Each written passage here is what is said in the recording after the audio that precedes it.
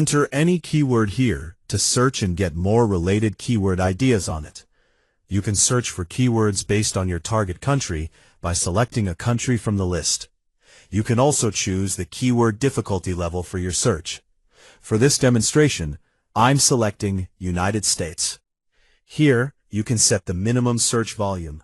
Here, you can set the maximum search volume. You can also set the minimum CPC and maximum CPC.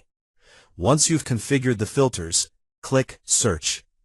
You will see the keyword data, including its search volume, difficulty score, difficulty status, CPC, and insight. If you click on insights of any keyword, you'll get more information on the chosen keyword. You'll also get additional keyword suggestions under the possible keywords section. If you only want to see question-based keywords, you can filter them here. You can select all the keywords and export them as CSV or TXT files. You can also copy all the selected keywords. For this demonstration, I'll copy a few keywords like this one, and this one. After selecting the keywords, click Copy Keywords. Your selected keywords have now been copied.